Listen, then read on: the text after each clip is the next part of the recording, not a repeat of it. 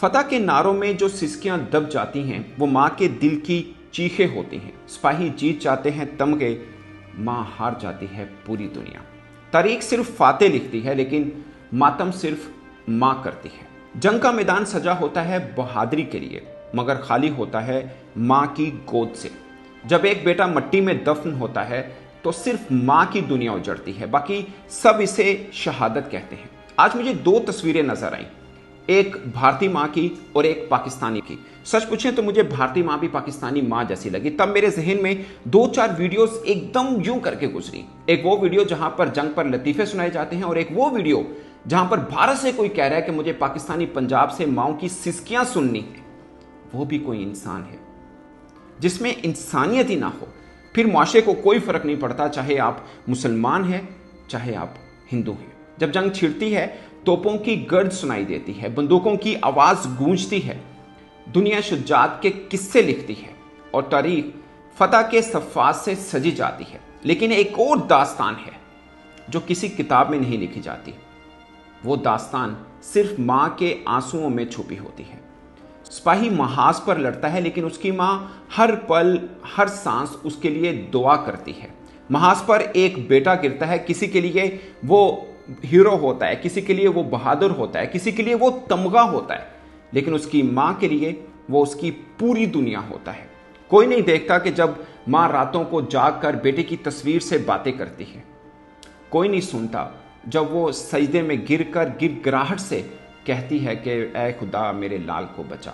जंगें ख़त्म हो जाती हैं, फौजें वापस आ जाती हैं, हम सब रूटीन लाइफ में वापस आ रहे हैं, मगर वो माँ जो बेटे के बगैर रह जाती है उसके लिए ज़िंदगी कभी वापस नहीं आती, कभी वापस नहीं आती।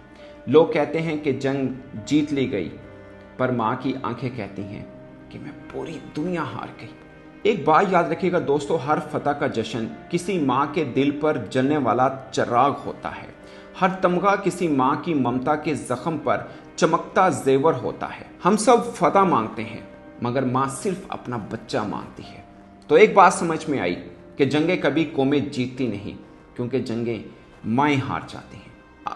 हमने भी दोस्तों जज्बात में आके बहुत सी बात की, क्योंकि बात जब देश पे आती है, बात जब अपने बंदों पर आती है तो सब जज्बाती हो जाते हैं। मुझे लगता है कि मैं शायद इस दोनों ममालिक में उन लोगों में शामिल हूँ जो कभी नहीं चाहता था कि जंग हो, जो कभी नहीं चाहता कि एक गोली भी चले, जो दुख बांट रहा था, जो पहलगाम में जितने भी लोग अपनी ज़िंदगी की बाजी हार गए। मैं सिर्फ ये चाहता था कि पाकिस्तान के अंदर भी जो लोग जैसे जाफर एक्सप्रेस में शहीद हुए या दूसरे किसी वाक़यात में होते हैं या जो ट्रेजेडी भारत में होती है, दुख जहाँ पर जैसा वहाँ बांटा जाता है वैसे यहाँ पे भी बांटा जाए, और जैसे यहाँ बांटा जाता है वैसे वहाँ पर भी बांटा जाए।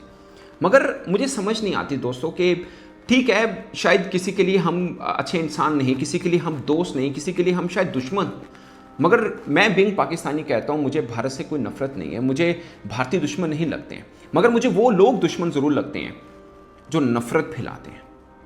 और वो दुश्मन पाकिस्तान के नहीं है, वो भारत के भी दुश्मन है, वो पाकिस्तान के भी दुश्मन है। वो चाहे पाकिस्तान से नफरत फैलाते हैं, चाहे वो भारत से नफरत फैलाते हैं, वो कंडेमेबल है। उनको दोनों अतराफ के देश के लोगों को कंडेम करना चाहिए। मैंने कभी कोई जंग नहीं देखी है दोस्तों, लेकिन हम सब इमेजिन कर सकते हैं, हम फिल्म देखते हैं, दूसरी चीज़ें देखते हैं, हम सब इमेजिन कर सकते हैं कि किस कदर नुकसान हो सकता है। कभी हमने एक लम्हे के लिए भी रियलाइज़ किया, एक लम्हे के लिए भी, कि अब जो नुकसान पाकिस्तान का हुआ, जो नुकसान भारत का हुआ, ठीक है, जो फाइनेंशियल हुआ वो भी हम गरीब लोगों के बजट से निकलेगा, टैक्स मनी से निकलेगा, मगर दोनों तरफ की माओं ने कुछ खोया है, दोनों तरफ की माओं ने। पर हासिल क्या हुआ, मैं सिर्फ ये जानना चाहता हूँ। शायद किसी के लिए पॉलिटिकल माइलेज हासिल हुई हो, शायद किसी का पॉलिटिकल एम्बिशन पूरा हुआ हो, शायद किसी का कुछ नाम बड़ा हुआ हो, मगर देश को कुछ नहीं मिला, ये मैं पूरे वसूख के साथ कह सकता हूँ। और शायद किसी लम्हे पर दोनों देश के हवाले से दुनिया क्या कह रही है, हम सब ने शायद आंखें बंद कर ली हैं। दुनिया ये कह रही है ये दोनों लोग बहुत गंदे लोग हैं, हर 2 साल के बाद लड़ते हैं, ये बरसों से लड़ रहे हैं, ये हमसाए हैं, ये बदल नहीं सकते अपने हमसाए, मगर हमेशा लड़ते हैं। हम इंसान हैं, हम क्या हैं, ये मैं खुद समझ नहीं पा रहा कि हम किस राह पर चल पड़े हैं। मुझे कुछ समझ नहीं आ रही, यकीन मानिए आप।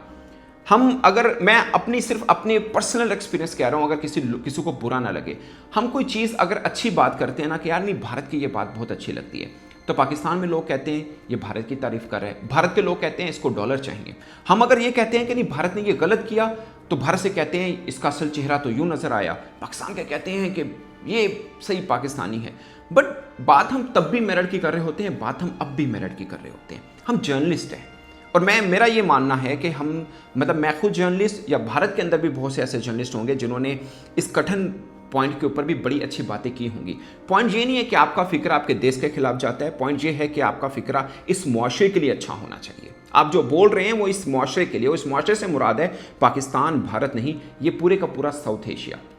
अब आपकी समझ में आता है या नहीं आता? मुझे लगता है कि बहुत से लोग डिस्टर्ब होते हैं। हमें लगता है कि शायद पाकिस्तान के लोग डिस्टर्ब हैं या भारत के हैं जिन दो के बीच में लड़ाई है। मैं यूएई में हूँ, यहाँ पर लोग बार बार पूछते हैं क्या बना, क्या हो रहा है, कब ख़त्म होगा, हो गया ख़त्म, चलो अच्छा है। इंसान कोई भी है वो कभी लड़ाई को पसंद नहीं करता, स्वाय शरारती लोगों के जिनका दिमाग जिसे बोलते हैं नेगेटिविटी की तरफ जा रहा होता है। यकीन माने आज भी वो अल्फाज मेरे कानों में गूंज रहे हैं। मैं ये नहीं कहूँ कि किसी भारतीय ने कहे, बट मैं ये जानना चाह रहा हूँ किसी में इतना बड़ा दिल गुर्दा कैसे पैदा हुआ कि मैं पाकिस्तानी पंजाबी माओं की सिसकियां, आहें, चीखें सुनना चाहता हूँ। एक इंसान कैसे ये लाइन बोल सकता है? मैं सिर्फ ये जानना चाहता हूँ कैसे ये बोल सकता है। मुझे कुछ, मैं यकीन माने शायद इमोशनल बात है, बट मैंने वो वीडियो देखी जिसमें एक भारतीय माँ है, खुदा की कसम मुझे हमारी माँ जैसी लगी, कसम खा के कह रहा हूँ।